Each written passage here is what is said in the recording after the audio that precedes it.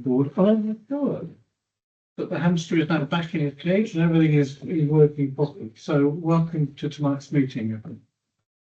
For those of you who may not be aware, we're not expecting to have any fire alarm tests or anything like that. So if the emergency alarm does sound, it's likely rather than not to be a real event. If that occurs, please leave the building by the nearest safest exit, which is likely to be that door there, and go to assembly point here on the car park, which is just outside those windows, television cameras permitting. And stay there until tonight's proper officer says it is safe to go home. We have a record of who's in the building, and we wouldn't like the fire brigade to come into a burning building to find you. If we can't use that exit, the most probable alternative is the civics route entrance that you all into the building to find. Apologies for absence or members away on official council business. An apology from Councillor Jones, and the substitute for Councillor Jones is Councillor Clues. Welcome to the meeting, Councillor. Are you all happy to note that variation? Yes. Thank you. Agenda item number 3 is disclosure of pecuniary or non-pecuniary interest. Councillor Ridley. Thank you, Chair. Item number 6C on the application, 0388. It's one we've been close. I'm a member of Dordon Parish Council, and I also know one of the objectors, so I'll be not voting, not taking any action in this matter. Thank you. Thank you very much. Councillor Mrs. Clues. Thank you, Chair. Not giving me interest on Britannia Mill. I do live opposite the main building on the canal side, and I've had a planning letter. Thanks very much. Are you all happy that we note those disclosures? Yes. Agenda item number 4 is the minutes of the board held on the 6th of October. Are you happy that I signed was a true and accurate still? So the variation about council building. Alex just explained that I was left off the list of those present, but it was one of the occasions that I was here. So I will handwrite in Councillor Derby. With I that, don't think that's necessary. We've been from the updated version. oh, there you go. Well, thank you very much. So you proposed, I think, by Councillor Jarvis, seconded by Councillor Waffles. All those in favour? Thank you very much. Agenda item number 5 is the draft Warwickshire Local Nature Recovery Strategy consultation. I understand you're going to talk us through it. I am, Chair. Thank you, members. This item relates to the local nature recovery strategy. It's a strategy prepared by the Warwickshire County Council and is one of a number across the country. The aim is to have 48 of these across the country in due course to form a complete network. And the intention is that this will guide us and it will help us in terms of formulating policies in the future. And you'll be aware that since 2021, since the Environmental Act, there's been a great play on things like biodiversity net gain, nature recovery, and this forms part of that overall strategy to help us be better informed and to be equipped and encourage more diversity in terms of the ecology in making sort of planning decisions and other decisions as local authorities. I won't go into detail in the report because I think that succinctly is set out. We've been asked to make comments and we're as an officer that we're generally happy with the approach that's been taken. However, we have made a few comments in terms of the areas for mapping. We feel that it could be much better refined because I think when members of the public, developers, farmers, and anyone interested in increasing biodiversity and rewilding in their area, the first thing they tend to look at is the policies and also the mapping. So if I could draw attention to page 21, of page 123. So it's appendix D, part D of the appendix. And you will see there we've made several suggestions in terms of how we feel that the county council should and could be making improvements to their mapping and actually how they use this information or convey this information. So with that, Chairman, I would ask members to endorse the recommendation and take it from there. Thank you. Thank you. 2.1 says consultation has taken place with relevant members. Did it? I have got the answer to that, Chairman, and I've just read that bit myself. Now, I'm presuming I might have been a relevant member. I suspect that might be the case, but you know, I'll take it as I would perhaps just ignore that for the purpose of this exercise, because I don't think we can be totally sure. But hopefully the paper itself explains the position in terms of what the intent is, and hopefully we can get a response back. Thank you. 3.3 says councillors will provide with details of the sessions to enable them to find out more. So, right, really? I mean, can I just check? Did anybody hear? Was anybody consulted, and did anybody get the consultation session? I don't recall. I recall. Okay. Chairman, if members feel that it is of concern, you want to be more involved, I'm sure that I can go back to the county tomorrow and convey that. Although the deadline, the response should be back by tomorrow. If we feel that hasn't been achieved, then if members feel that they need more time to assimilate this, then I'm quite happy to go back on that basis. Some members haven't read the report, but I think in general, this is something that I would wish to support. It feels like it's good, but I know nothing about it other than this, and I think we ought to. What I'm concerned about, if you will, is the report doesn't give us any clues, any indications of which bits of North Warwickshire will be, this will be particularly relevant to, other than one map, which you'd have to an awful lot better eyesight than mine to interpret as to what's going on as far as North Warwickshire is concerned. I just don't feel like there's enough in here. I'm also slightly concerned that we've only got one element of the consultation response, although I do accept on this report it says we're not replying to any of the rest of it, we're only replying to that. And I think maybe we'd like to. I don't know. Councillor Waffles. Yeah, I concur with what you just said, Chair. If we do reply tomorrow, because in general I do support, as you say, the bones of it. However, I am aware as well that, as far as I know, I haven't been consulted as a member of this committee or others. So obviously, if we did reply positively, pending what this chamber says tonight, obviously that will need to be rephrased.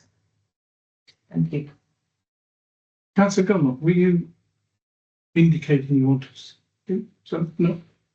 Anybody else? Councillor Ridley? Thank you, Chair. I don't recall ever having an email in relation to this. I'm quite very interested in this. Obviously, in Dordon we have the SSSI fields, and I'd like to know how that would impact with our rewilding. Rewilding can be very controversial in itself, and I do wonder about the impact of our currently managed, farmed, and already our approach basically to protecting the SSSI fields and the surrounding. So I would welcome our directors basically pushing it back just to find out how we can have more of a dialogue in relation to this. Thank you. Because it's for 8 years, remember. Thank you, Chairman. Yes, I would sort of support some more information about this, and the shame that it's saying, going to be fought back by the fall, but it does need to be looked at again. I'm also conscious, Chair, that we have the County Council's environmental strategy, coupled with the County Council's climate change strategy, which couples with ours, and also with the Borough Council Climate Change Group, which has it on the website, which talked about the environment and the biodiversity. So clearly, Chair, I would welcome much more information on this and a report brought back to us here at the council. Thank you. So Haker? I'm in a quandary here because I wonder whether this is really an important document or not. If it was an important document, I'm sure we would have been consulted earlier. I don't know how long officers have had this and why it's only just come to us now with a built-in extension of 2 days so that we can rubber stamp it. I don't like rubber stamping anything, so I should abstain. So Mr. Pennick, is this important to know how long the officers had the consultation document? Chairman, I'm afraid I can't confirm when we had it. I can find out and report that back to you. In terms of the importance of it, my take on this, this is important because, it sets out straight, as it says, it's a strategy. So it is a precursor to other things happening, which will involve decision making. And Chairman, I think I did touch on mentioning this to you, and perhaps I'll share with the other members. If you feel that a session on this would be useful, then I think we could probably arrange that, because I think that's good education for all of us and help inform our views going forward. Councillor Black? Yes, just building on the chairman. So, first of all, I think probably we should show that in general, it looks as if we're going to be fairly positive about this. So I've got no objection with the comments as they stand going back, but we should add to it that we would like more detail about how this impacts on North Warwickshire specifically, with some maps that would be really helpful, and combine that with a session. So it comes back to it, and then we can have a session on some of the detail of this, which is perhaps not so clear, and get back to the county again with our comments on the North Warwickshire element of it. So I know they've got a deadline, but they'll just have to wait until we've had a chance to consider the part that's very specific to us. Councillor Powell, you would. Thank you, Chair. Again, I'm aware that the 4th of November was headed there, but for me, that's not of great importance. And Mr. Chairman, I would certainly welcome the session, as we've all now agreeing that this is of very great importance, not only for North Warwickshire, but for the county as a whole. So, yes, as Councillor Belwood has just said, a session is something that would propose and welcome, and that would give us more detail as well. As you echoed, it is a very important document for North Warwickshire and the county. Thank you, Chair. Any other comments, Randall? So perhaps to paraphrase more or less entirely what you said, Councillor Bell, we send a response saying we're pretty much supportive. We have reservations about the online mapping tool, but we would like to have more information with our officers to set up a training event for us to consider this and to be better advised. Are we all? Absolutely. Is that, yeah, you all happy? So, are you proposing that, Councillor Bell? I propose that. I'll second. And all those in favour? Any against? Any abstentions? Thank you very much. That carried.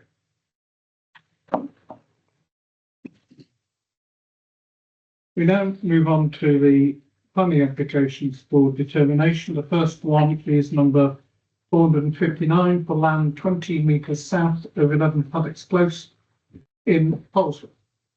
Mr. Collins. Thank you, Mr. Chairman. This application has been reported to Planning Board because it relates to land owned by North Warwickshire Borough Council. And the application is for works to trees in the conservation area near Paddocks Close in Polesworth, which is sort of retirement bungalows. And it's proposed to do works to a group of trees G1 and G2, as you can see on the plan in front of you. This requires consent because it's in that conservation area.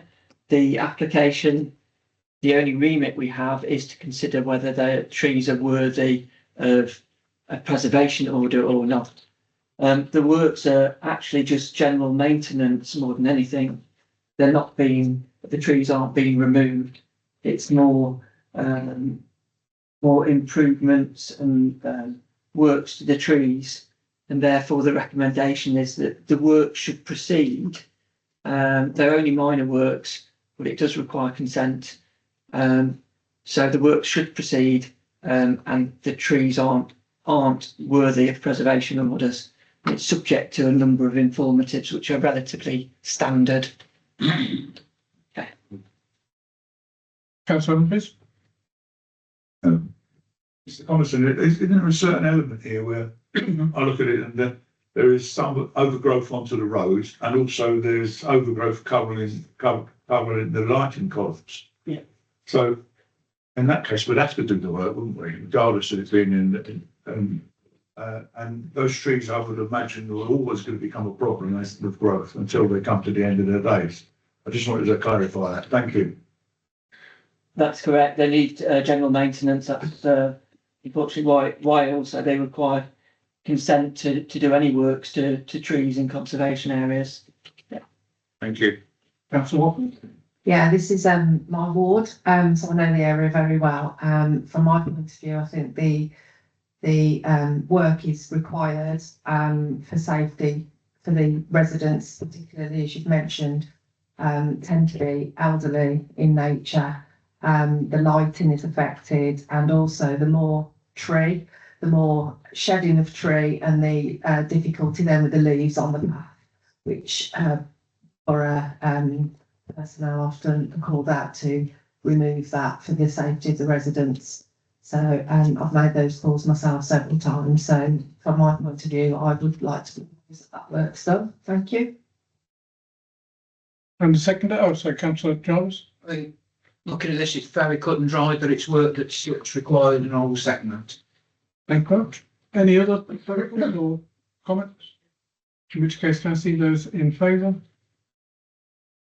And any against? That's carried. Thank you. The next application is number 448 for land at Daffins Wood in Arley. Mr. Brighton. Thank you.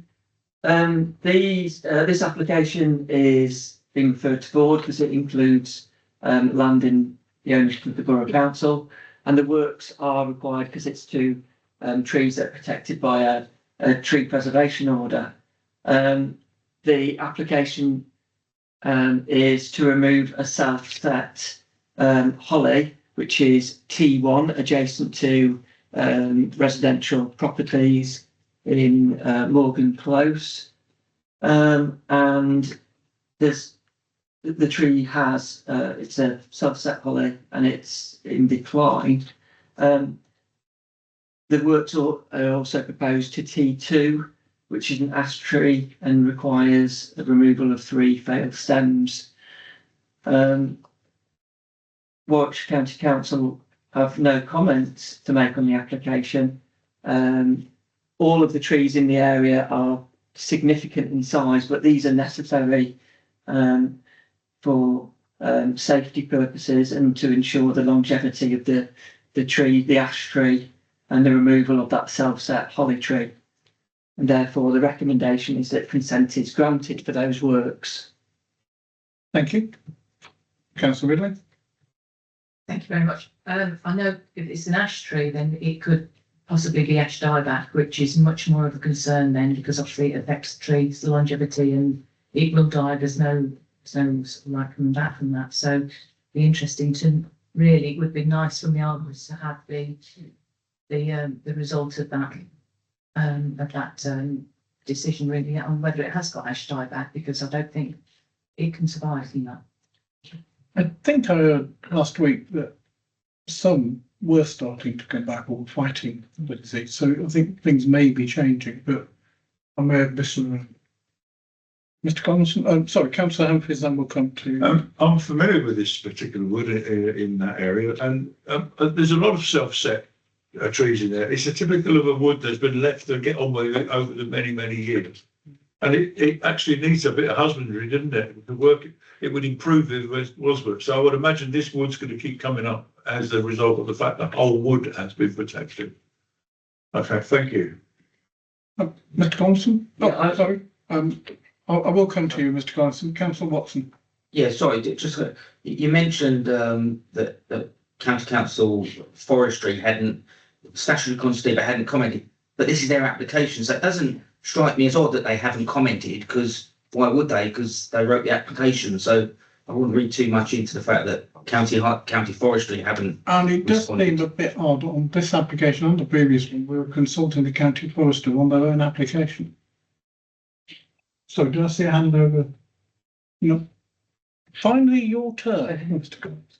Agreed, I think, Warwickshire County Council advises on all the trees, and an arborist only gets another arborist from a county council, doesn't usually happen, they're all in agreement.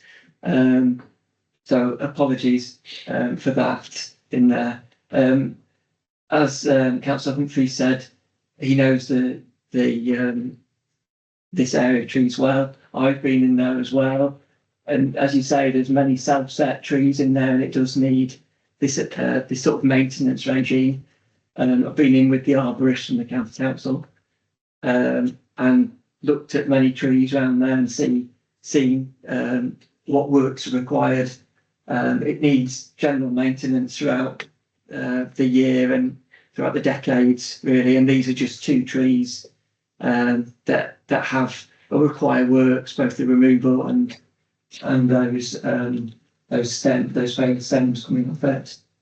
If we do get any comments in terms of the ash dieback from them, we'll try and relay that to members as well. Thank you. Councillor Roberts. Again, I think looking at this, Chair, it's maintenance and to ensure the longevity of the rest of the trees. And I'm happy to support it. So I propose support. And a second. Thank you very much. I see all those in favour. And over against.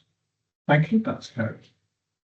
We now move on to application number 388 for number 1 Eden Close, Dordon. We have two speakers on this, the first of which is Mr. John Doggett. Mr. Doggett, if you take the speaker's chair, or Mr. Collinson introduce us his report. Mr. Collinson. Thank you, Mr. Chairman. Thank you. This application is being referred to board at the request of members, and members went on a site visit a couple of weeks ago now, which was very informative, I think. The application is for a detached garage. It is a retrospective application. The garage measures 6.6 metres by 8.6 metres wide. The proposal is to put a sloping roof, flat roof, on the garage, which is higher at the front. As you can see from the elevations in front of you, it's higher at the front and slopes down to the back. So it's 2.67 metres at the front, and it slopes down to 2.33 metres at the back. The garage stands on land which is slightly lower than the neighbouring property. I'll come to that in a second. There is you can see within the centre of the site, there's almost like a crossed property. That is the neighbour that's most affected. The key issues with the application: firstly, impact on the neighbouring properties; secondly, character and appearance of the area; and thirdly, parking. I think the main issue is the impact on 172, which is to the north of the site. The garage is adjacent to the boundary with that property, and there is a garden that is to the north there. That property sits slightly higher than the garage. We've got photos. Let's just see. Sorry. So we've got photos here from the neighbouring property, which show the top photo shows a photograph from the conservatory of that property and the line of the brickwork of the rear of the garage. The one below that shows, this is taken from the garden, and it shows the brick line again at the rear boundary. As part of the proposal, at the back, the 2 courses of brick that you see there will be removed, and then the roof will slope up from there to the front of the garage, if you can see the front doors of the garage. The photo on the right hand side, as you see it, is from the lounge window of that property at 172 as well. And that looks to the side of the garage. Let's see if we've got, it would be, what they would see is the other elevation to the bottom elevation that's shown there. So there'd be that window that you saw from the lounge would look onto the bottom elevation, but the other way around. The top elevation shows the rear elevation, and that's where the fence line is that we've just seen, and that shows the extent of the garage along that boundary. As I said, it's 8.6 metres wide. When we're considering applications like this, in terms of impact on neighbours, we have to look at habitable rooms and the impact on those. We've seen the photographs of the lounge and the height of the garage. It will slope up and away to the front of the site. At its lowest point, it's 2.33 metres, and then rises up to 2.67 metres. Originally, the application included a roof on it, and a hipped roof. The applicant, during the consideration of the application, has tried to reduce the impact on the neighbours, and therefore amended the scheme to this sloping roof to try and reduce the impact on that neighbour. In terms of the overall height, officers consider that it's modest in scale and proportionate to the setting of the 2-storey property that it's next to. As you'll see within the report at 7.5, it suggests about the impact on the neighbour, and there may be a small impact from the light reaching that lounge window. On balance, officers considered that there's minimal visual change from the proposal. It won't lead to a significant loss of light and overshadowing or overbearing impact. In terms of the character and appearance of the area, that's another consideration. The garage may be a noticeable addition. However, it's set back into the site and it isn't visible from the main street. The scale isn't considered excessive in the street scene as a whole due to its position, and doesn't lead to a prominent impact on the surrounding property. In terms of parking, again, the property has sufficient parking. There's nothing to stop a property having more parking than the maximum 2 required from the local plan policy. Conditions are set out that require the garage owners to be used in connection with the One Egan Close, because there are concerns about that.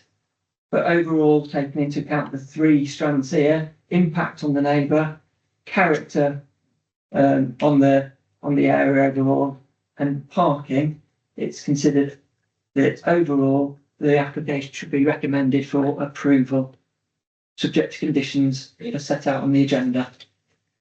Thank you. Thank you very much, Mr. Thompson. Mr. Doggett, welcome to the Council House. My colleague will now explain the rules on public engagement.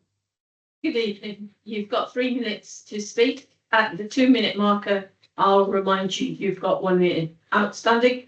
I'll start the clock when you start speaking. Thank you. So I have a comment and an objection to make. First of all, I just want to acknowledge that since submitting our written objections to this proposed building, I've received information that in 1986, a provision was agreed between the owners of our house and the owners of the land that we're talking about, that our house is not entitled to any right of light or air, which would diminish or interfere with the uninterrupted user of any of the vendors adjoining land for building or any other purposes. That's the land that this building is on. I've mentioned this provision to the planning team, and I just want to say if it affects the validity of our previous comments about or objections, I would apologise for that. So to our objection, we do wish to object strongly and reiterate and maintain our objection on the basis of density of building, and also with regard to loss of green space, previously agreed by the council here in the original plans of 2022 and 2023 in this piece of land. The councillors may be aware that the plans approved in 2023 for Egan Place development showed an area of green in this triangular area in this location where the structure now is and is proposed. In the 2022 plans, outline plans, there were seen to be trees and bushes marked on the plan, as well as a green space in this location. In the 2023 plans, these seem to mostly disappear, the trees and bushes marking, and now the green space itself has gone under the building. Along with the green area on the other side of the drive, this gave a green space at the gateway to the estate where the gate is. So this proposed large structure is about 8.6 metres wide, and it covers this green space on our side along our border. It's tucked in a corner, as shown there, to our back garden and round the corner by our boundary near our lounge and its windows, as you've seen. Our back garden will then have a house one along the bottom of the garden, part of its east side, and the already erected single garage that house one has, and now this new building 1 minute remaining. along most of the south side. So we were advised that a store was needed for the equipment of the estate. House one already has a single garage. In our view, this equipment store doesn't require an 8.6 wide metre building. A single garage for the garage for house one and the store for the estate equipment for lawnmowers and things like that could be significantly smaller than the current proposed 8 metre wide building. This would reduce building density, would allow the recovery of at least some of the green space at the estate entrance, as the original plans proposed and were approved here. So I believe that Dordon Parish Council's objection submission has also spoken to the question of green space. And finally, another concern is that given the large size of this building, much larger than the average double garage, currently with 2 large entry doors and away from Egan Close houses, it could provide garaging for commercial vehicles close to our lounge and our sunroom windows, and not far from our kitchen and bedroom windows. Thank you. Thank you very much, Mr. Lovett. Members, do you have any questions for our speaker? In which case, thank you very much indeed. Thanks. Members, our next speaker is Mr. Glover. Mr. Glover, if you'd like to begin.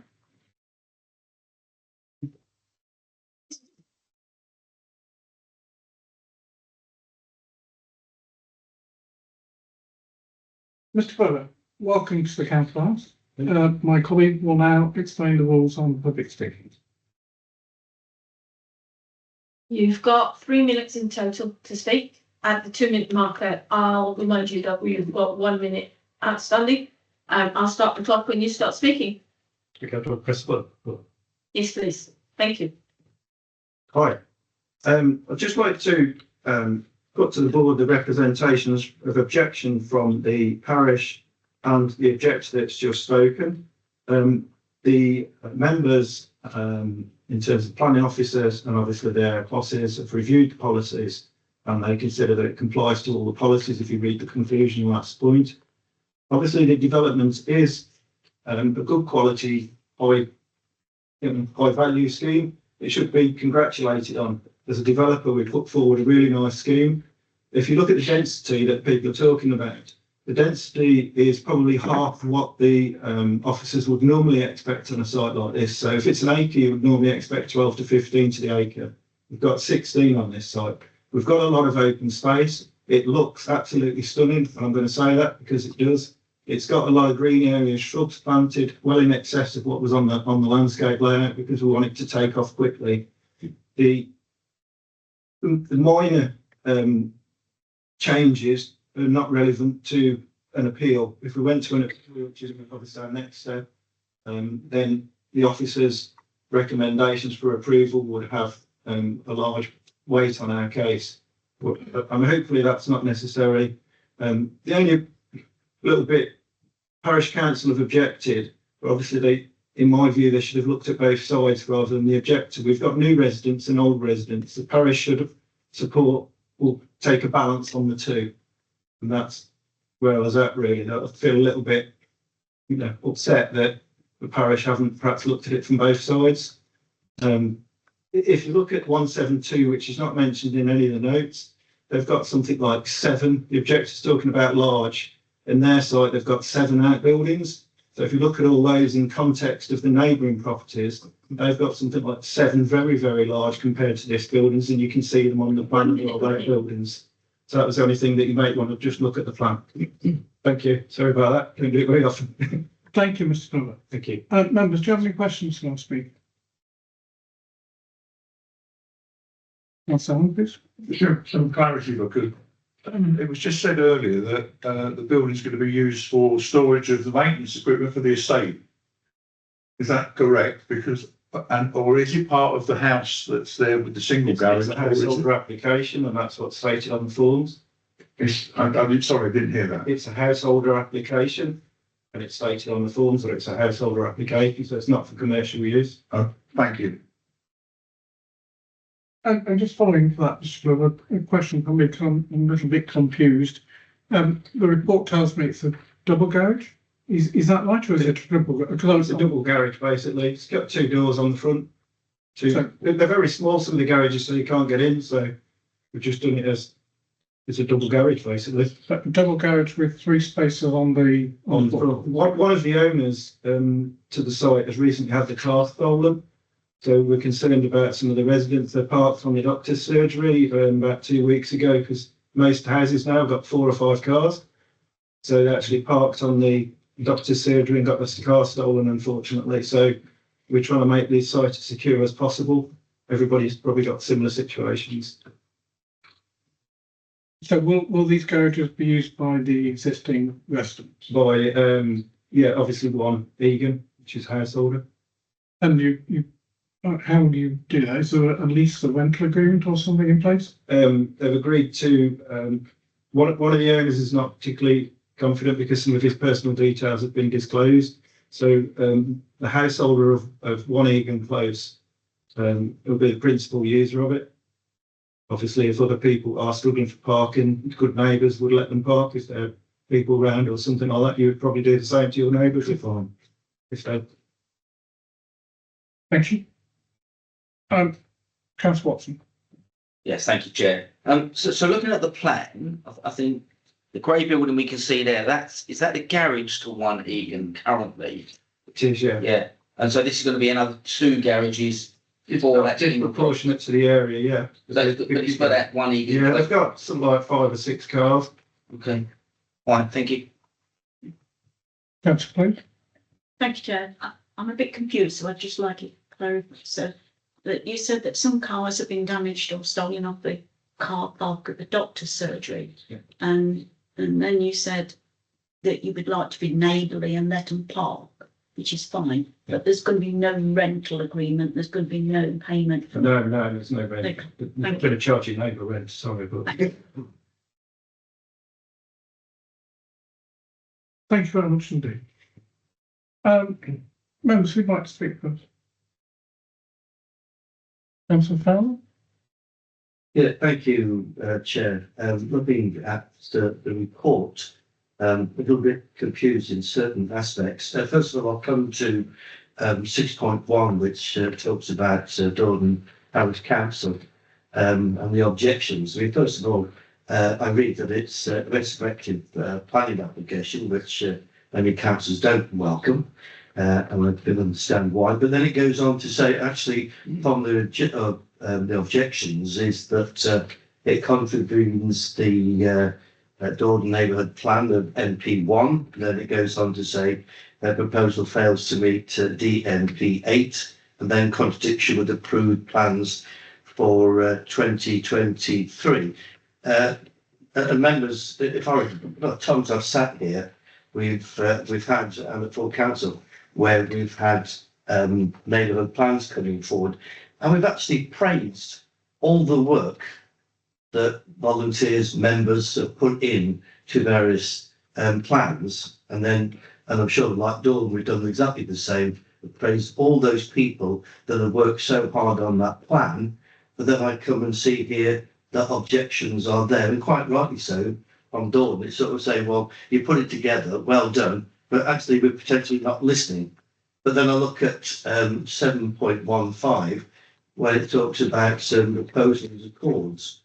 And I'm getting confused now, looking at Mr. Collison, and I'm seeing LP 1, 2, 29, 30 and 34. So is it in accordance with those plans or not? Because where I'm picking it up, Chairman, that the plans don't accord with the neighbourhood plan. And therefore, I can't see why you can support this if it's not going with what the members of Dordon, etc., are looking for. Thank you. Thank you. Before I go to Mr. Carson, I want to take any of the comments. So I think I saw Councillor Watson, then Councillor Brevix. Yeah, thank you, Chair. I'm just looking at this plan, and it just strikes me as odd from the fact that you would expect number one Egan's Close garages to almost extend from its current garage rather than a completely separate unit. It just feels a bit out of character. And I'm interested by in the report where where in 7.15 it talks about that it meets all of the relevant policies. But then if I'm like LP 29, LP 30, I'm surprised it meets those policies, because LP 30 is about detrimental impact to neighbours. And having done the site visit, you know, there is a significant impact on that neighbour from the perspective. I know it's Lama, and I appreciate what's been said in the report, Wisconsin, about its lover. But it just struck me that once you put the roof on that, there is going to be a significant impact on that neighbour. It's going to be visible above the fence line quite significantly as it raises away. And also, you talk about it satisfies policy LP 30, which is about concept and keeping with the scheme. Now, as I understand it, on the site visit, that area was proposed originally to remain as green, and as the first speaker already said, that was supposed to be green. So it just strikes me that it doesn't satisfy those two policies. Thank you. Thank you. I was at the site visit. It's my second visit to look at the development here. First one was before we granted the planning permission in 2023. During the planning meeting where that was granted, it was made very clear by councillors in here that we did not want that area to be covered with any buildings. We said that it should remain as a green space. And the applicant here was at that meeting.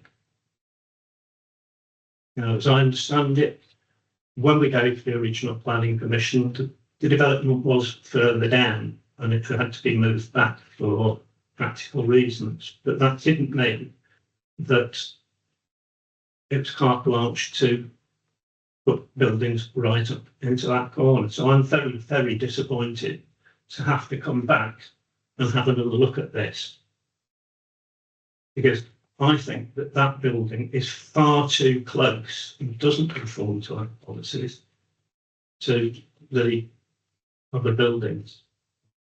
I really don't think it should be. We were very clear about it. We were also very clear that it shouldn't be used for storage. If there was any other buildings around there for commercial use. Well, somebody that's got 5 or 6 cars probably isn't doing it on a commercial basis, but there's no guarantee of that. So I think that that is really sort of pushing it too far. And the applicant is saying he is upset about not looking at both sides. Well, I think we've got to look at both sides. I think we've got to look at the side from both sides of that fence. And I don't think that it is reasonable to inflict that building on the neighbours. Thank you. Thank you. Mr. Collins, it does, certainly looking at it, seem pretty close to the fact. Pretty close to the other house. In terms of position, yeah, we saw on site, it's probably about, let's see if this one shows it. So you can see the position from the bottom elevations, layout. It's about 2 foot away from the fence to the north, and to the west. There is a wedge there, which it's closer at the rear, and then further away at the front. I mean, this is the issue we saw from the site visit, the impact on the lounge window of that neighbouring property. There are 2 windows to that lounge. The One Egan Close could erect a fence there up to 2 metres in height. And officers feel that actually a garage that at its worst case goes 2 foot above that to 2.67 metres at the front, and then at the back it's only 1 foot higher than what a fence could be. We feel it'd be difficult for us as officers to substantiate sort of reasons for refusal on that. But it is, as you say, your question was, it's close to the boundary. It is, and it is close to those windows. Okay, let me rephrase. I mean, I'm perfectly relaxed over, I suppose, proximity to the boundary, it's proximity to the house that I'm bothered about. Do we have any other applications that you're aware of where we have gone to consent for a garage of this size in such proximity to the neighbouring property? Well, I think you need to look at each one on its merits. In this instance, you look at the orientation of the garage, which is included within the report, the impact on the neighbour in terms of direct sunlight and daylight. It would be early in the morning when it would be affected, with the sun coming over from the east, and the levels of the land as well. So taking all of that into account, do we have any, that you're aware of, any similar applications or consents? not that I can think of, but you also need to reflect on where windows are to neighbouring property as well, and where sources of light are as well. And that's as shown in the photographs. It is, yes. Yeah. Sorry, you're both having your hands up at the same time. Councillor Farrell and Councillor Watson. Thank you, Chairman. I come back, if I may.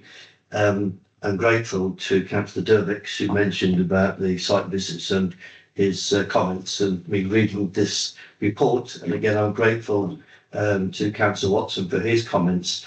And finally, Chairman, when I look at Dordon Parish Council and their justifiable reasons to object, and I feel, even with it being a respected plan, I just feel that if we approve this tonight, we're actually going again, as I've said, going against the Dordon neighbourhood plan, which people have worked so hard on and to protect their area. And Mr. Chairman, I would like to propose that we call it, don't accept this and call it for refusal. Thank you. Thank you. Councillor Watson. Yes, thank you, Chair. So I'll take on board what you've said, but so they could erect a 2 metre fence, which would probably be about the height of the existing fence line, if I can recall from my. But you mentioned it's only 2 foot above it and it's only 1 foot above it, so that's still 2 foot and 1 foot above what is allowed and what is deemed acceptable as part of our policies. So I'll go back to my point. I mean, it just doesn't seem to me when I read through the policies, I look at the policies, to comply and satisfy those policies. You know, I think there is a significant detrimental impact potentially on the neighbour, and I just don't think it's in keeping. However, rather than a refusal, if you don't mind, Chair, I'm happy to make a recommendation for a deferment to look at alternative options. Could it be moved? Could it be lowered? Could it be kind of relocated? And I know there's expense in doing that, but I just think there might be. So rather than outright refusal, I'm happy to recommend a deferment. Councillor Fowler? Chair, listening to the comments from Councillor Watson, I'm still minded the fact is of the objections from Dordon Parish Council. However, a deferment to look at other alternatives. In actual fact, you might find that Dordon might be more in favour of another kind of application or changes to it. So I'm happy to support Councillor Watson's recommendation. Thank you. Any other comments, Daniel? So members, what I think we've got is a recommendation that the application is deferred for further consideration to consider what alternatives may be available to mitigate the proposal, both in terms of its impact on the building and on that it appears to be contrary to a number of policies as stated.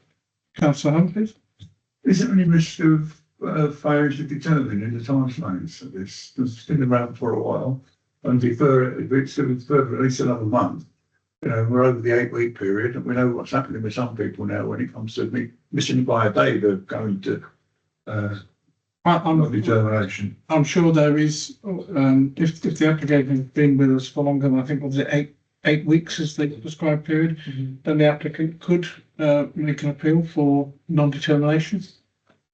From what I understand, the time frame for the inspectorate to determine appeals is significantly longer than the likelihood of it coming back to the next meeting. So the applicant could do that, but it might actually lead to a longer period of time before an application is determined. Mr. Fenwick, any comments on that?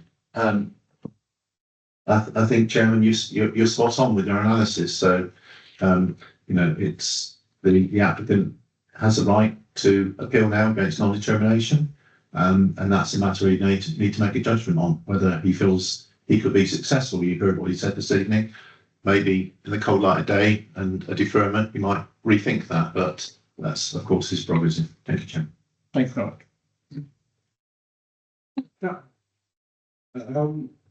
Just in terms of the comment that you made about the fence, and obviously when I'm looking at the picture, there's obviously a post there. Are you saying that the fence could be as high as that post?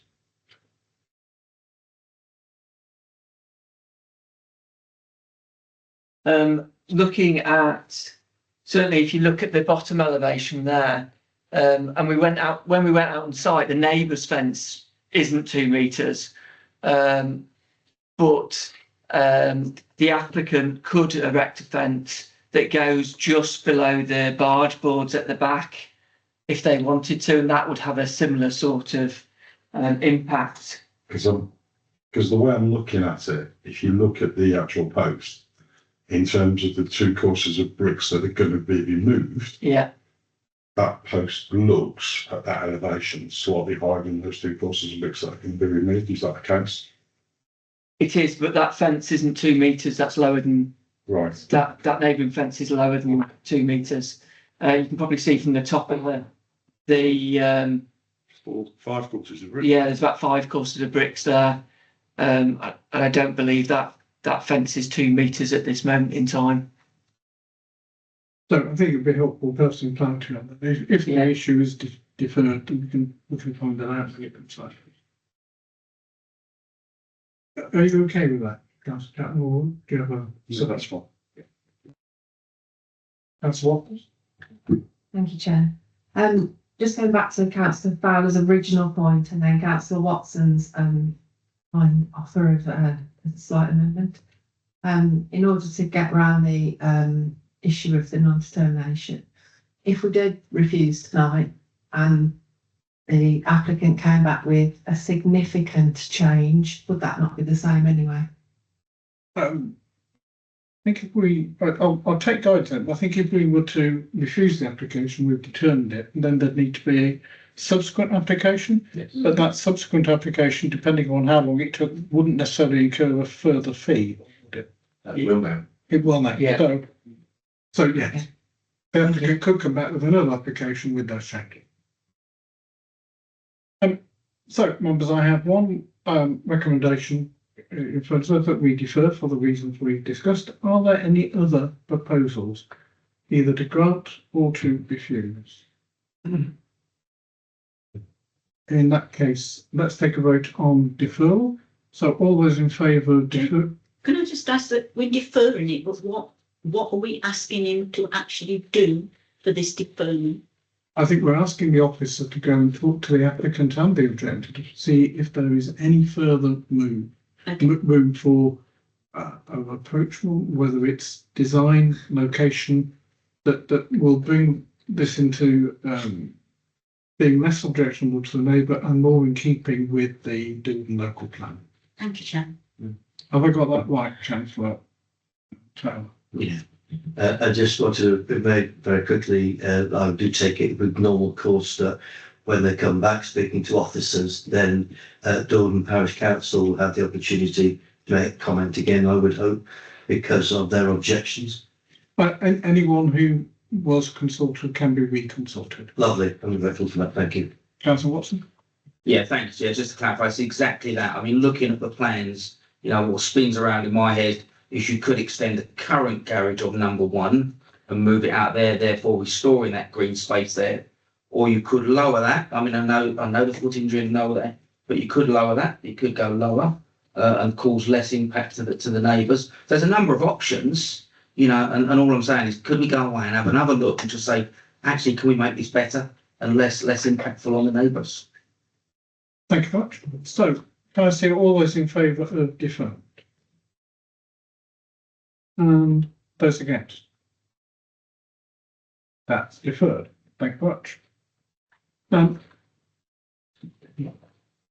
think to say if any members of the public who are here for that application wish to go home, you're perfectly at liberty to do.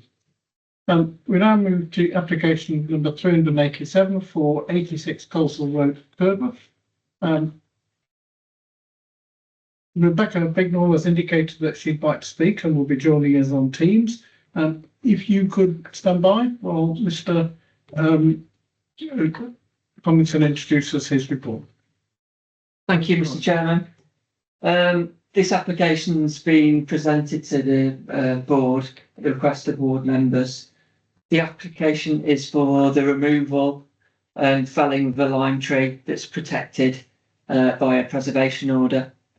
The plan and the location is shown in front of you. It's just below the LB sign. That is where the location is. We've got a picture of the tree here, which is a lime tree. It's situated in the front garden of the property. As you can see from the photographs, it's quite a substantial size. So with any application to remove a tree preservation order, there needs to be justification for it. So the applicant has sought advice from an arboriculturalist, and within the proposal element in front of you on the agenda, it indicates the conclusions of that arboriculturalist. A full copy of that report is Appendix B. As with any application relating to trees, we consult Warwickshire County Council arborists, and they have made comments and objected to the proposal that's outlined at in 6021. they had concerns about the evidence that was provided, didn't really substantiate its removal, and claims that were within the arborist report weren't substantiated. Their objection is Appendix C on the agenda. The applicant was then offered the opportunity to consider those objections, and a copy of their responses at Appendix D. Again, they considered that there was sufficient evidence in there requiring its removal and concerns about the failure of the tree. Warwickshire County Council arborists were again reconsulted, and their comments are at Appendix E. Their objection, again, they reiterated their concerns that there was no additional information supplied, so their position remained unchanged, and there wasn't sufficient justification for the proposed removal of the tree. And without that sufficient supporting evidence, there is a high bar here when it comes to removal of trees protected. It needs to be clearly demonstrated that potentially a tree is failing for some reasons. There wasn't that in that instance, and therefore their objection still remains. Since then, the Warwickshire County Council arborists have been on site to look and see whether there's any remedial action that could be carried out, because the applicant is obviously concerned about the proximity of the tree to their property. It is a lime tree, so various works could take place. There is a lean on the tree. I don't know whether you can see from the photo in front of you, going slightly towards the property. Warwickshire County Council have been relatively proactive. I've spoken to the applicant and said, yes, there could be works that could be carried out to do sort of 3 to 4 metres, quite substantial works that still retains the tree and doesn't have it removed. The applicant has been, we've been in contact with the applicant. However, the applicant doesn't want to take those into account, those potential remedial works that would still lead to the tree surviving. Mainly, I believe, in terms of cost and maintenance. In that, when you have a tree on your property that has a preservation order, you do need to take into account the maintenance of it. That's what officers would repeat. But that is the case as it stands today. In conclusion, though, the application is for felling of that tree. That's what's in front of us today, and that's what we need to consider. The evidence that has been supplied by the applicant is not considered to be substantive evidence for its removal. Our advice from our professionals say that isn't sufficient advice, and therefore this application should be refused. Thank you. Thank you, Thompson. Ms. Bignall, you're joining us on Teams. Welcome to the meeting. Thank you. My colleague will now engage the rules on, will explain the rules on public engagement. Good evening. You've got 3 minutes to speak. I'll start the clock when you start speaking. At the 2-minute marker, I'll remind you that you've got 1 minute remaining. You can start whenever you feel like. Thank you. So I guess firstly, just to say that the applicant is my neighbour. The tree is on my property, which is 86, and she is at 84. So I did want the opportunity to speak in support of the application. And I guess first to acknowledge the importance of trees in our communities. I bought the house and I chose Curdworth based on, among several things, its mature trees and aesthetic appearance, with no intention of ever wanting to consider removal of the tree or any tree within my boundaries. Secondly, I'm no expert on whether a tree is sound or not, and I've relied on the professional opinions of others. Firstly, Middleton Tree Surgery, who originally looked at the tree and confirmed root decay and a 2/3 hollow in the trunk. Secondly was Apex Environmental, who I believe you've got the report for, who've confirmed via that report that the stem of the tree is unacceptably decayed, with a recommendation to fell the tree within 6 months. I've also seen the response, or seen some of the responses, not your full responses, from Warwickshire County Council Forestry recommending pollarding as an alternative solution. But it has been acknowledged by them, and when I spoke to them when they came out, that this will cause significant regrowth and quick regrowth, which will not remove the risk of the tree, of problems occurring with the tree quite quickly after that pollarding, because of the significant weight on the trunk.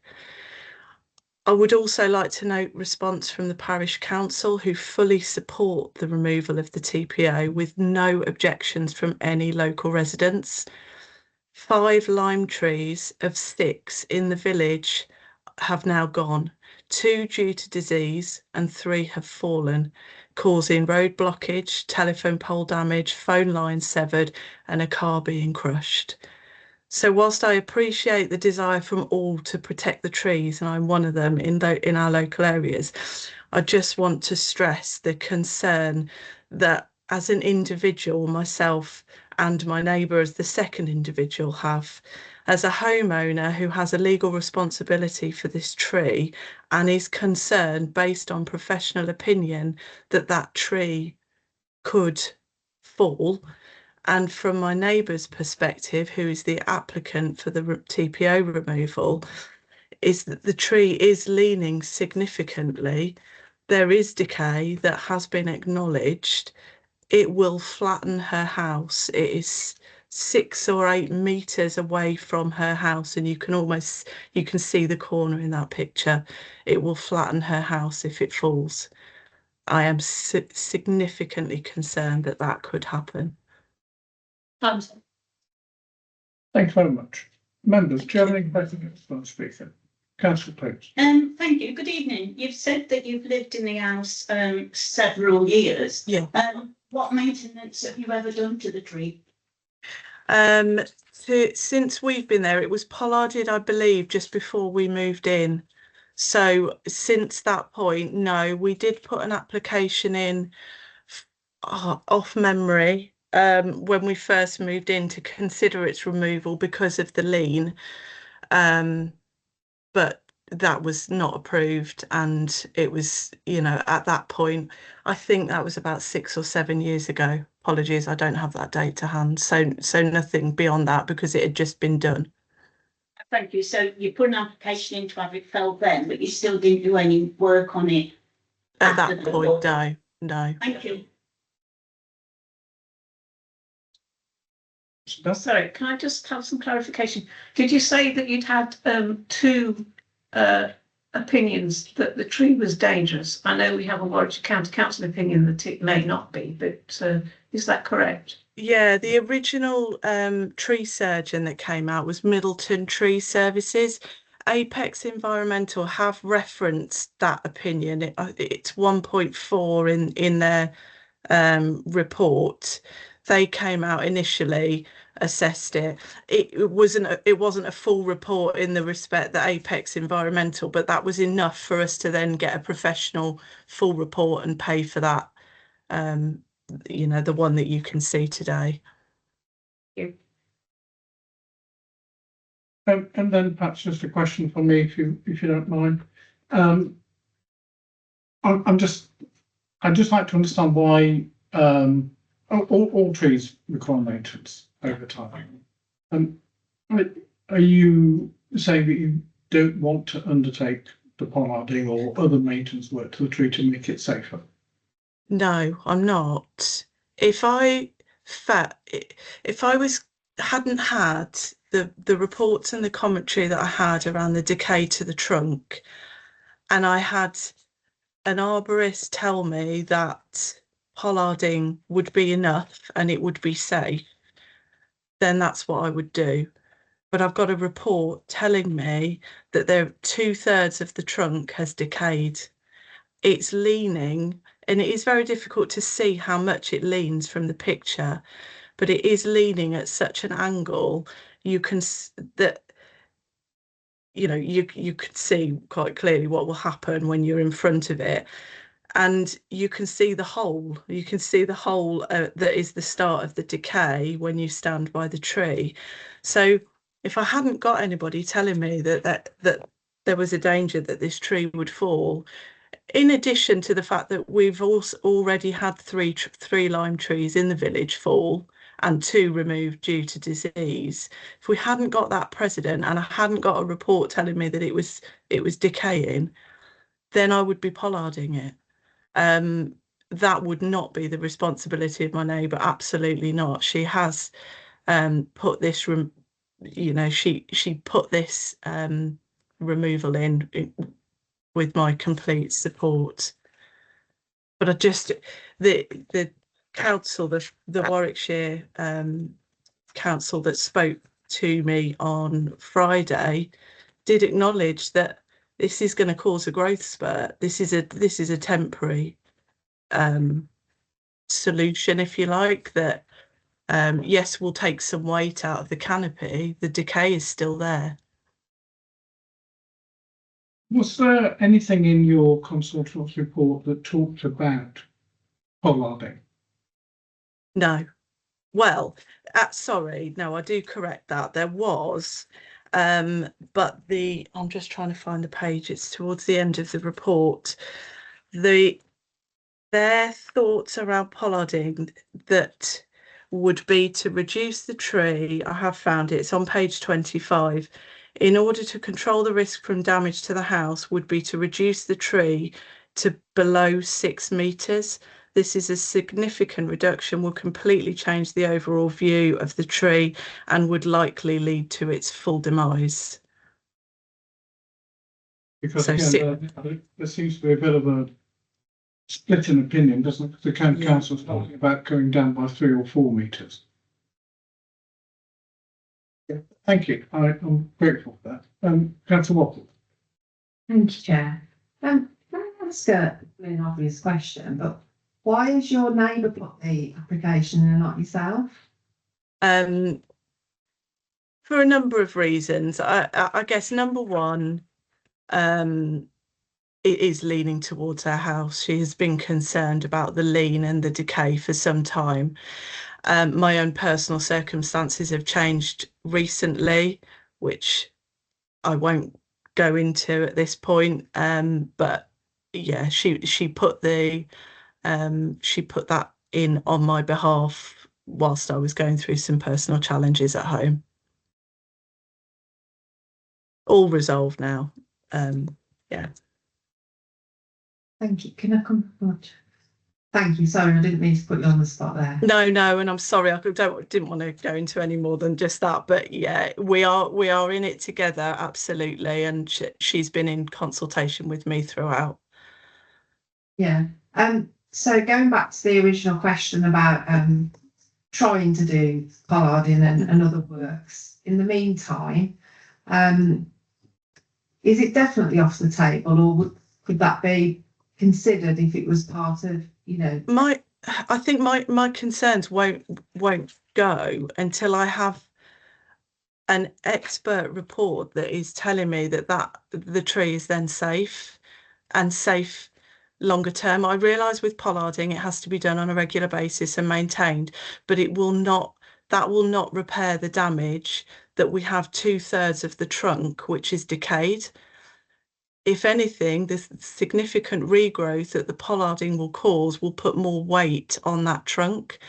So I feel like need to be back in this situation. The growth goes back to where it is, and it's at risk of falling because of that. The hole is quite significant to see at the front of the trunk. Any other questions for our speaker? In which case, thank you very much indeed. Thank Numbers, I'm finding this quite difficult because I have experts on both sides. You know, my instinct ordinarily with these is to look at a deferment. Say, can both the experts get together and come up with an agreement for where it is, because they can't both be right, they can't both be wrong. This tree is either dangerous or it's not. Now, looking at the report talking about removal, I think I saw something that said it should be that the target for removal would be January 26th. So we still have time, even if we were to make a decision to consent to felling, that it could happen in January 26th. But I'm really struggling with these 2 or 3 people who seem to have diametrically opposed views. Councillor Fowler. I'll give way for me to Councillor Watson, who had his hand up first. My apologies, Councillor. Thank you, Chair. And this is my ward, so I do know the village. And it was raised at the last parish council I attended with significant concerns from residents on behalf of the person, the residents got the application in. I think what was interesting tonight, listening to the commentary, because like myself, Chair, I was kind of like in 2 minds, like reading the report and looking through it. But as if I'm reading it right, we've actually got 2 arborists saying it's dangerous and 1 saying it's not. Whereas I thought there was 1 and 1. The fact that there's 2 arborists saying it's dangerous and then only 1, which is the county council, saying it's not, kind of starts me to wonder actually where this is. And I do accept that the pollarding will just increase growth. You know, you cut any tree and effectively it grows quicker and more vigorously than it did before. But whether there was a deferment to look at the lean, because I don't think that the photograph necessarily does kind of demonstrate the lean of the tree. So I am concerned, and as I say, you know, it's a lovely village, and nobody wants to see trees felled. We know that. But if there is a risk, or if there's even any, you know, potential of a risk, I would sooner err on the side of caution than actually not. The risk of every tree falling down. Councillor Boss. Thank you, Chair. Seems to me this is obviously a beautiful tree, but it's also posing, if not a real threat, certainly a significant threat to the happiness of those people living there. You know, they see this thing looming above them, and it looms at a very significant, it's big. My own instinct is that actually this tree probably does need to go, but I think, I don't know if we could, but I would suggest a site visit to have a look to assess this thing, for ourselves. I appreciate that we're not experts, but we all are, householders. We all sort of live in our homes, and I think we can see if this thing does represent a threat or not for ourselves, and I think that's what we've got to do in this instance. The experts don't agree. I think they've got to come to a decision, and I would suggest a site visit to do that. No, I think it was Councillor Fowler, but we've also then got Councillor Bidley and Councillor John.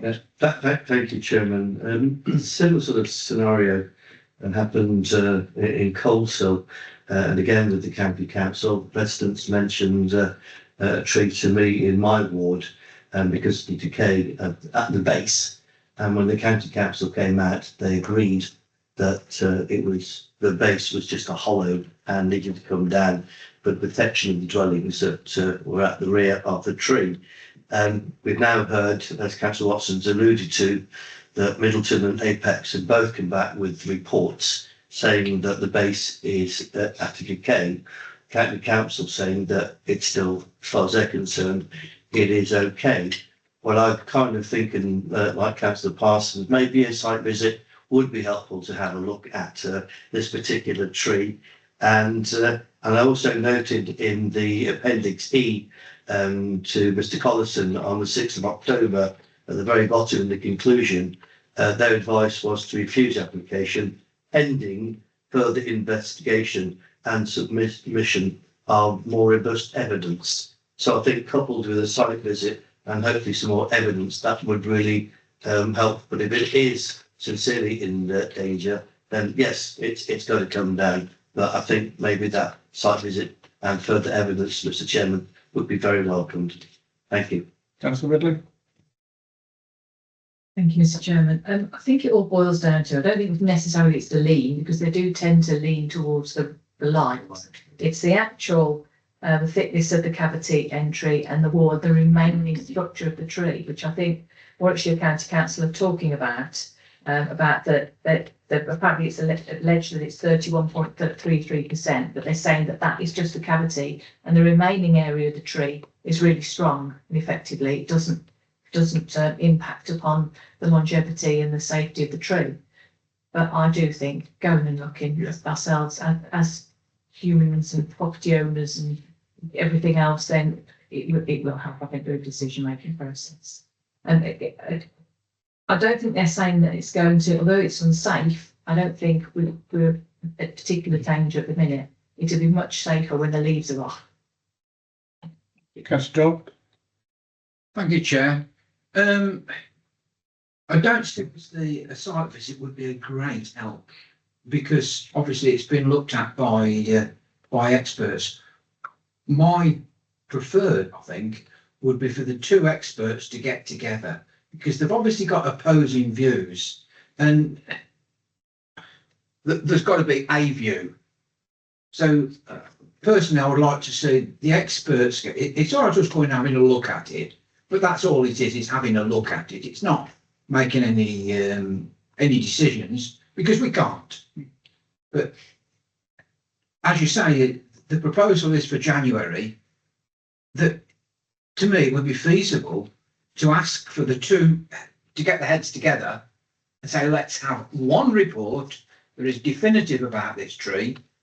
And then, as you say, it's January. There's time for it to come back to November's meeting with a definitive report on it, or even December's meeting, if the time frame for doing works is January. So, could I make that as a proposal that we ask for the two experts to get their heads together, have one report that states it is or it isn't, and by all means go and have a look at it. But I think that's all it would be. It's just have a look because none of us could actually sort of hand on heart say it's safe or otherwise. Okay, Councillor Davids.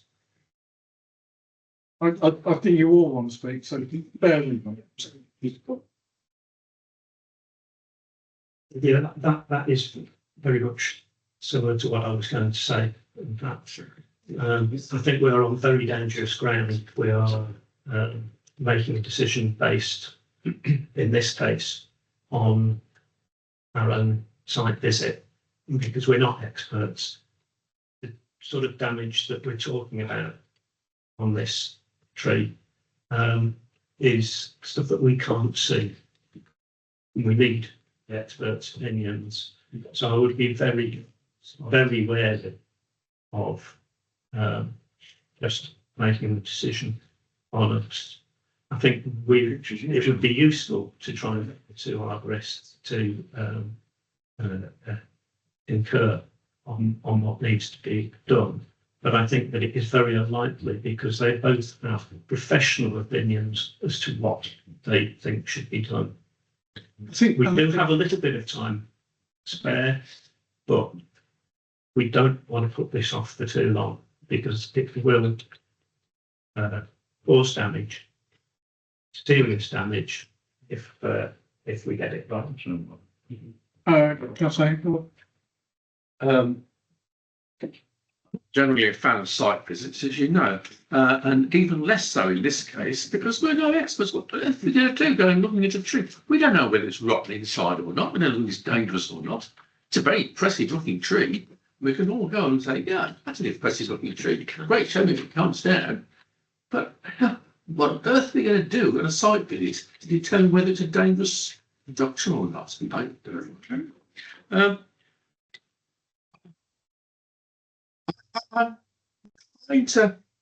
my weight behind experts that haven't got a dog in the fight, if you see what I mean. And in that case, the county council, I don't think has a dog in the fight on this.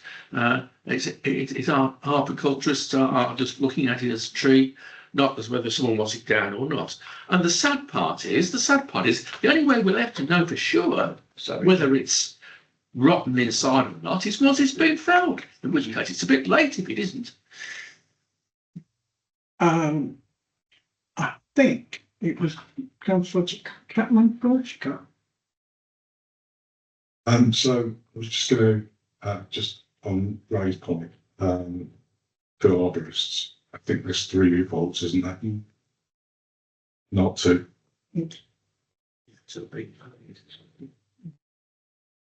I think just to clarify whether it was 2 revolts or 3 revolts. Mr. Collins, can you advise? I think we've seen 2, but there is reference in the report to 3. The report from Middleton Tree Services, I believe, was just an email. It was saying from their professional opinion as a tree surgeon. Yeah, well, this is the thing. I would say Apex are very, very good as an arborist. The county council are very, very good.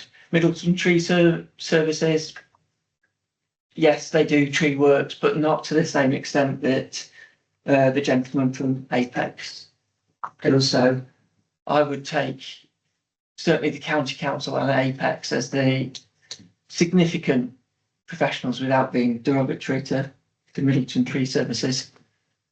Yeah. Councillor Phillips, I think.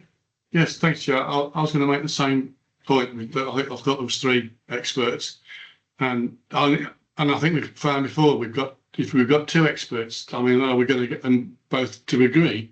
And it is our decision in the end, isn't it? It's whether which of one of these experts we decide to take. You know, it's our decision. And I think if we go along and look at it, we are experts at living next to trees and our houses, and we are experts at knowing perhaps how these people feel with this thing overshadowing them.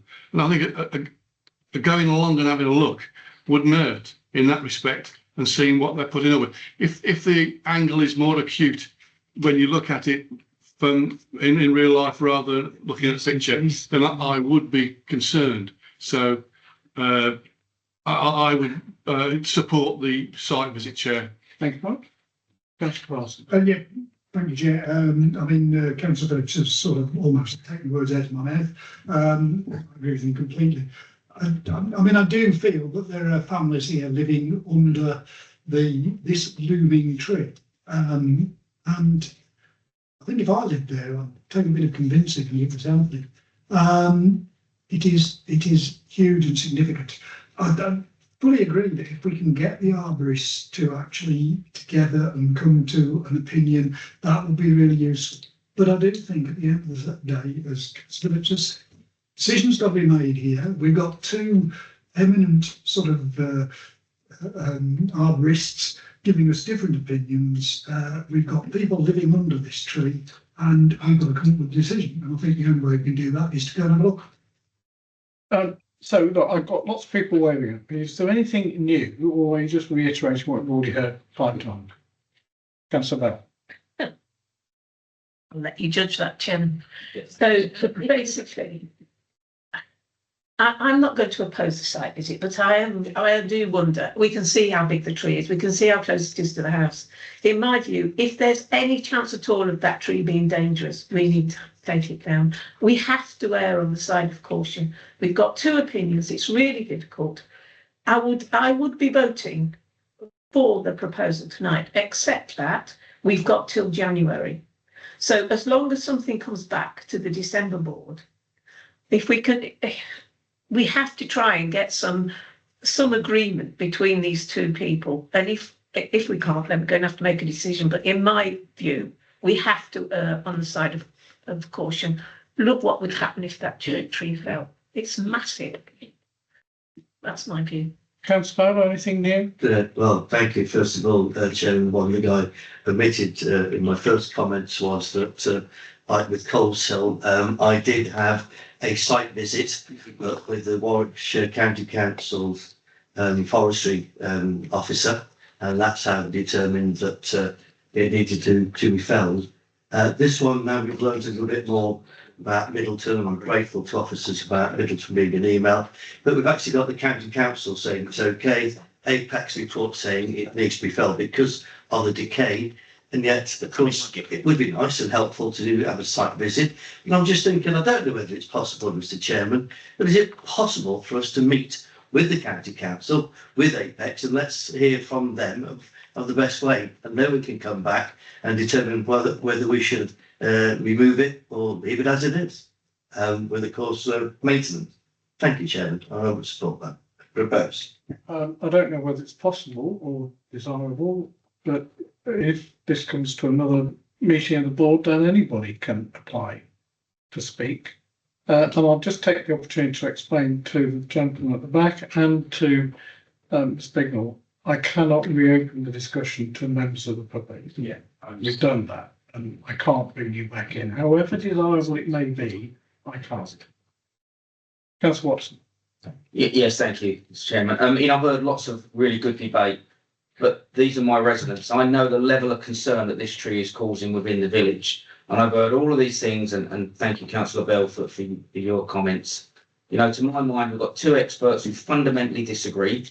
But if there is any concern, I agree with Councillor Bell. We should err on the side of caution. And yes, we can go and have a site visit, but I know the village, I know the tree leans. I've been there. I would recommend that we approve. So you're making a proposal for approval. Okay. Second that.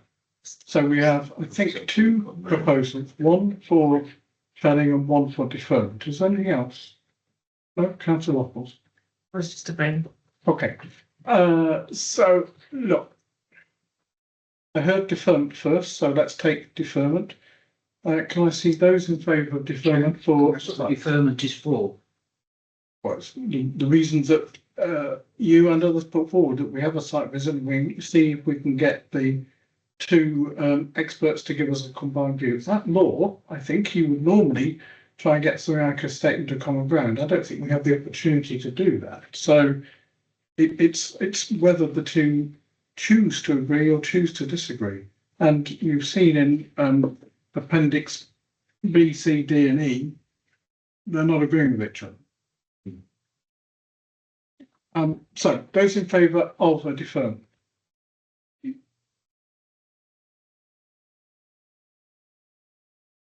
Those against deferment. So we don't defer. Those in favour of granting consent to remove the tree.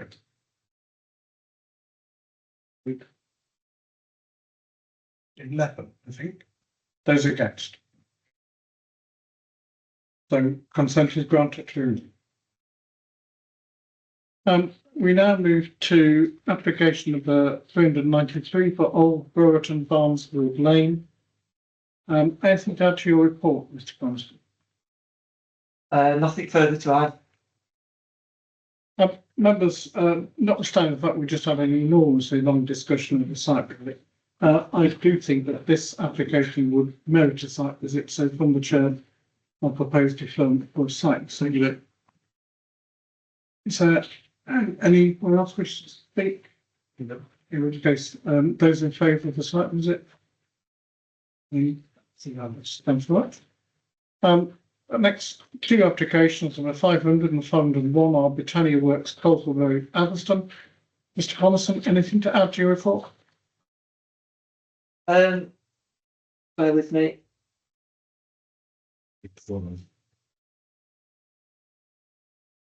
You're beginning to sound like a councillor. That's good. To need some. Very day. We'll try a deferment. I'm not allowed to say. That's like it, yeah. Thank you. I just want to run through a couple of through the amendments to the scheme overall, and also the consultation responses that we've got. We obviously this application is being presented to you as an amendment to the original approval. The approval is in front of you there, which shows a longer building adjacent to the canal. Whereas the amendments there that you see shows a much shorter building. It removes there were two access points on the previous layout. There is just one now that's from Richmond Road. That includes a pedestrian access, a clear pavement and manoeuvring space and parking spaces adjacent to the canal. So actually it's much more consolidated in terms of its scale and size. The elevations are also very different, whereas the elevations before were as shown on the screen, and the scheme now is much better quality, I would say, in terms of the elevations. The end point when you go over the canal bridge provides a great landmark and still allows for access under a columned area to still look at the canal. Those are the previous elevations on the scheme. And there they are there. As part of the application, so far we've received Historic England's comments. They're saying just stick to what your conservation officer has indicated. And Jen Ledbetter is relatively comfortable with the scheme and has been engaged with the design of it all the way along. Inland Waterways are supportive of it. We're still to await comments from Canal and Rivers Trust. We have, however, received an objection from Warwickshire Highways. They are recommending, due to the change in the access from 2 accesses down to 1, and before, you'll see on here it's got curved edges to the access. That's called the bell mouth, whereas before it's just a straight junction. With any changes to access, they require something called a road safety audit. Actually, a curved access provides better visibility, better turning areas. It's also providing a pedestrian route into the site that then goes into the entrance way. There's a condition on the agenda which would cover the access, manoeuvring, etc. They're concerned about the manoeuvring as well, but actually the consolidated design here provides much better manoeuvring areas. So again, we don't feel that there's recognition there from the highway officers of the improvements to the scheme from a highway perspective. There's a slight reduction in the parking that they are concerned about, which takes it down to 22 spaces rather than 28 spaces. However, the applicants of Housing 21 have developed these schemes in urban areas such as this in lots of different locations throughout Warwickshire. Bedworth is one near the Tesco's there where they're developed, and actually it's very close to the town centre, close to sustainable transport links, close to the bus station. Officers consider that there's more than sufficient parking here for the people who are visiting there or employees as well. So officers feel that the objection to the from Warwickshire County Highways is covered by conditions, and the layout there provides a much better layout for manoeuvring of service vehicles, cars, for pedestrians, etc. So can I just be clear, they've objected formally as opposed to a holding objection? The holding objections usually from Highways, England. There is a formal objection. Because they would wish to see a road safety audit. Road safety audit for the access is a change, but officers consider that's better. That they haven't provided swept paths, but actually, if you look at the scheme before, it was, if you look at the scheme, there's limited manoeuvring. It's worse. Yeah. It's worse, whereas actually what there is now is quite a large area for manoeuvring in front of the building, reversing past it towards the canal, and then out onto the road in a forward gear. The third point was about pedestrian connectivity. Whereas before, there's no, you can see on the access on the way in, there were 3 spaces. There's no actual footway provided there. And the 3 spaces at the secondary access doesn't really provide any pedestrian access in. Whereas actually the new scheme provides pedestrian access towards the entrance, much better. And the fourth point of objection was about the parking, and lots of parking areas. And just to assure my recollection, that's a consultation response, not a power of direction. So we can listen. The county council do not have any direction, power of direction, so we wouldn't need to refer this anywhere. We, as officers, can advise you, and you can make your minds up on the points they're making. Okay, thank you. Councillor Jones. Thank you, Chair. I think, having looked at this, and obviously the principle of the build has already agreed. That's agreed, end of. I think you look at the designs, as Mr. Collinson has said, it's a considerably better design than was done before. It's sustainable. The access is far better, and the looks of it complements the street scene, both up Coleshill Road and for the residents that are down Westwood Road, because they get equally a full-on view of that from the back of their houses. It also gives sheltered accommodation, which is something in this area that is needed. Based on all of that, I see no reason to refuse this, and I would like to propose that this planning application is granted. Thank you. I think I saw Councillor Dervick's and Councillor Watley. I think. Tell me if I think I was first, but it don't matter. Thank you. I'm usually disappointed when designs come back from developer who has got planning permission for us, from us. At the very least, it means that a development has been held up for longer than was necessary because the details weren't worked out in advance. We actually gave permission for a design here, which we all supported. They've come back.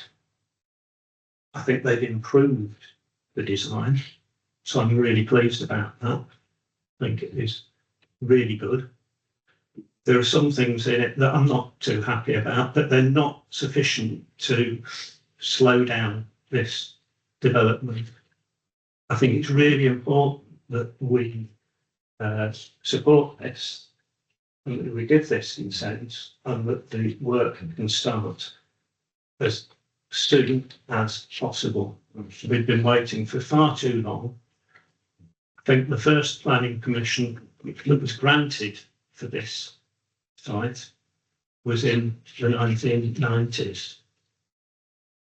We were involved with it then. My wife and I were involved in it then. And we have watched this progress for far too long. What used to be a heritage asset of this town has sadly reached the stage where it's a danger. It's not an asset anymore. and it's just waiting for development. And I think we need to get this moving as soon as possible. We were here just before COVID, and when COVID happened, the development stopped. They were ready to start then, and it's taken this long to restart. So I would urge committee to support this and make sure that we can turn this into an asset for the town instead of an eyesore. Thank you. Given that you're first, Councillor Watson, you better go now. And I would believe. Yeah. Second. Thank you, Chair. I mean, I am surprised and disappointed that Highways would object to this, because 99% of the other schemes they ask for a bell mouth, and they would put a bell mouth in, and they're objecting. So I'm surprised at that. So to my mind, I think Mr. Collison has answered all of those questions about turning circles, about parking, and about the bell mouth. So I think from that perspective, I think it's a great design. I think we've worked long and hard on it, and I agree with Councillor Dermott. We just need to get it moving. And Councillor John. Councillor Watson, are you seeking to address the board as one of the local members? Right.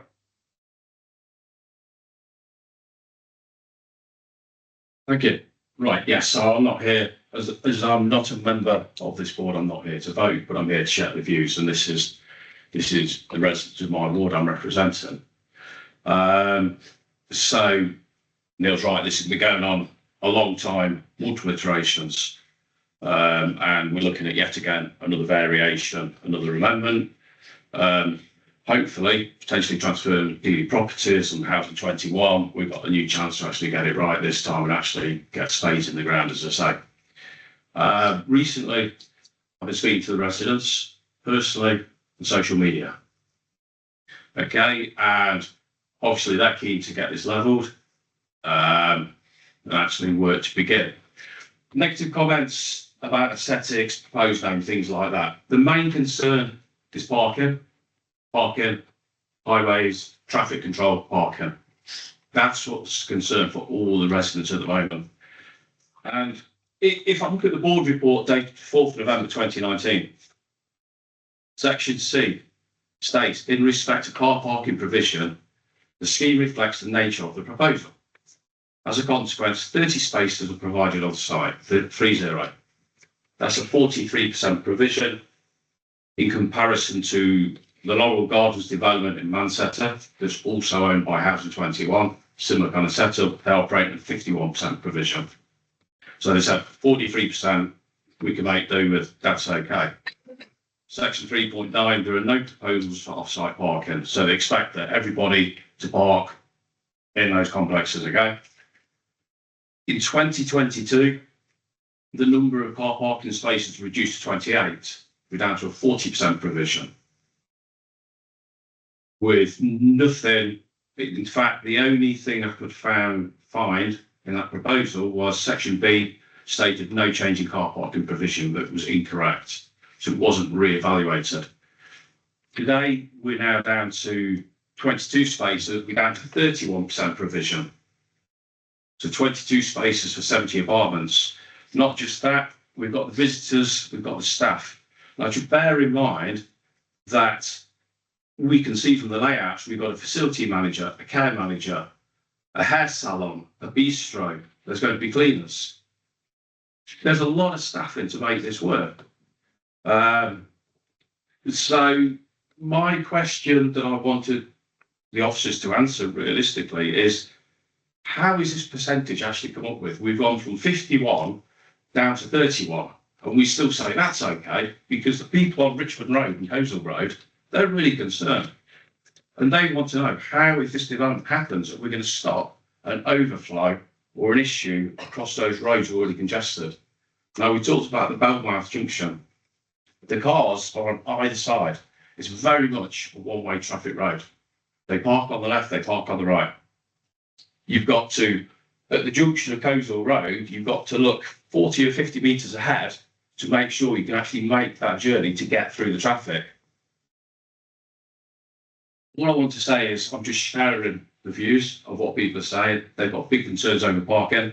The fact that we've reduced from 30 down to 22, we've gone from a 43% provision down to a 31% provision. We still think that's okay. Yeah, there's going to be a host of amenities in there. And I get that it's close to buses and travel and walking and we're close to the town and things like that. That's great. But people want to know that we've allocated the parking and there will be no overflow. And the residents of Richmond Road and Cozenhall Road will not be impacted by this. Thanks, Chair. So I'm just a bit confused. Are you in favour or against the application? At the moment, I'm abstaining, Chair, but I have no vote today because I want to see the evidence, Chair, that the reduction of spaces still satisfies the requirement because we haven't changed the number of apartments. We're still running at 70 apartments. But we've still got a salon, a care manager. We've still got staff that operate that also may need parking requirements. But the parking requirements are not predicated necessarily on the number of apartments, given the Correct. nature of the people who will be occupying them. Correct. But as the proposals that have been accepted, the number of spaces has reduced, yet the building has not changed its size and the number of apartments. There's been no change to the occupancy of that building that I'm being told. So, Mr. Collison? Well, we have an end user here. We have Housing 21. The site is going to be socially rented retirement living, which they have in a number of areas. I think that is a key element here, that it is different from other sites. That socially rented element means that car ownership and usage is significantly lower than if it was for market housing property. It's not. As well, the site has significant accessibility advantages that I've already indicated in terms of town centre usages, the bus station, the proximity of that. I think it is different from the previous schemes. You have an end user here, socially rented, car ownership is less. The usage of those parking areas is significantly less. That's certainly the advice that we've gained from the applicants on this already. Councillor John? Thank you, Chair. Firstly, I think what Councillor Watson said, that's not been reflective of what I've heard. As you're aware that when chunks of building fall down, the first two people that get phone calls are myself and Councillor Clues behind me.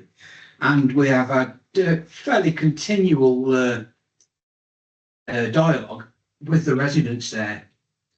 As Mr. Collison says, when the study was done before, the number of car park spaces, yes, was more, but it was in excess of what was deemed necessary because that style of living doesn't generate one car per unit. It was deemed to be more than. So, I can't see any of these arguments against the car parking. And as I say, as I was brought up in that area, and I still go up there regular, I've spoken to nobody that is actually against this and has said to me, you can't do it. To the contrary, it's like, how quick are you going to do it? Let's have the spade in the ground and start tomorrow. And any delay would be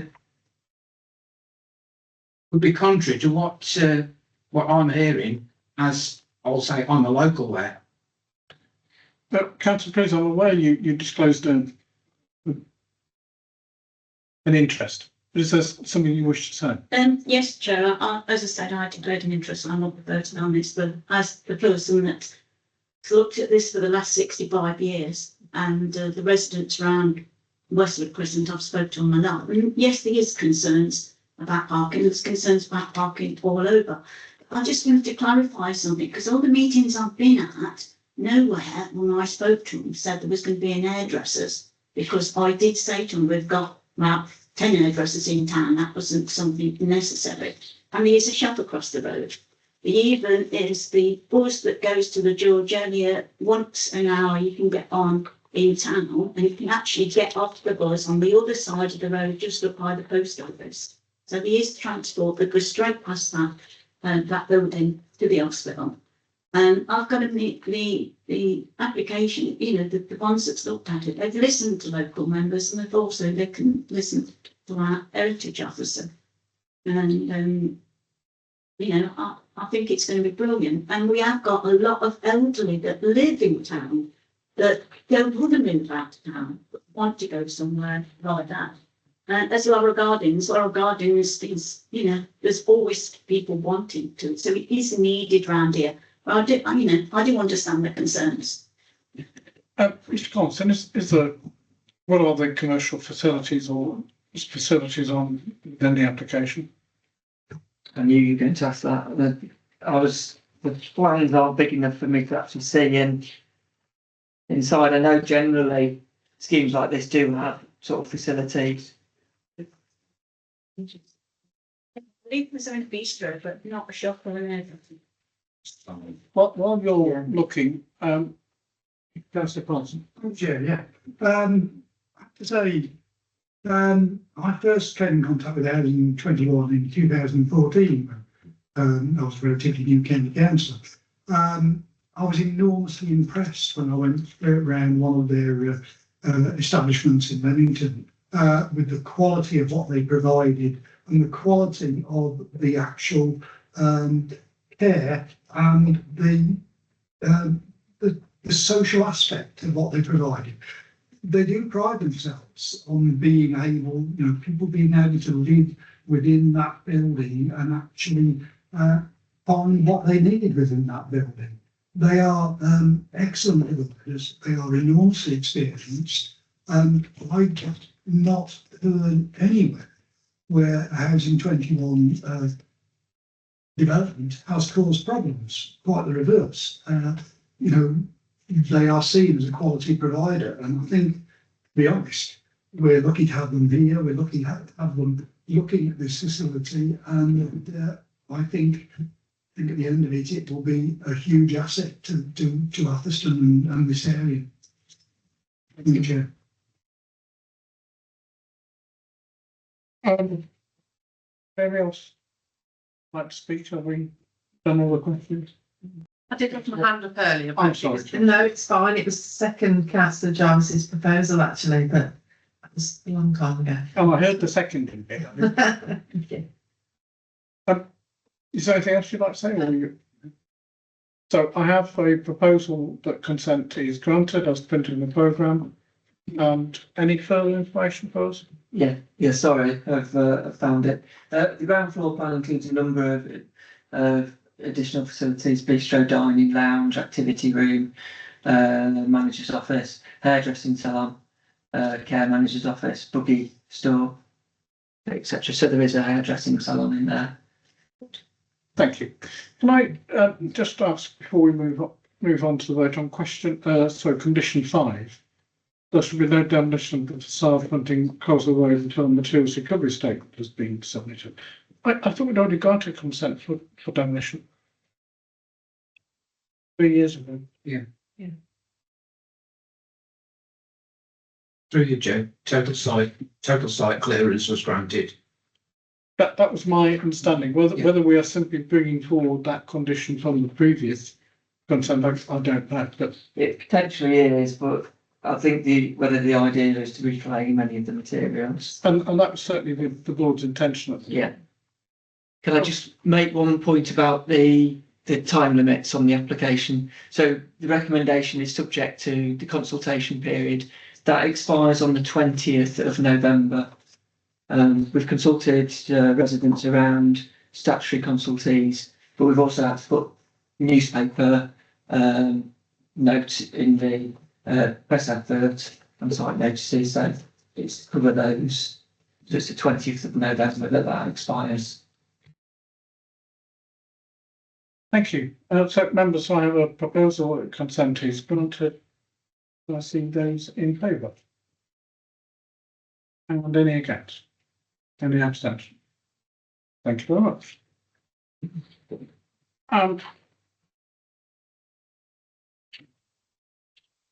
So We now move to agenda item number 7. So, gentlemen, I'm sorry, we're now going to move into private session, and I need to ask you to leave us. So formally, I propose that to consider whether in accordance with 1700A4 the Local Government Act 1972, the publicly class be excluded from the remaining items of business under grounds A, whether the likely disclosure of exempt information as defined by Section 12A to the Act. Statement. Thank you much. Those in favour? Are we still? We're not broadcasting, we're just recording, aren't we?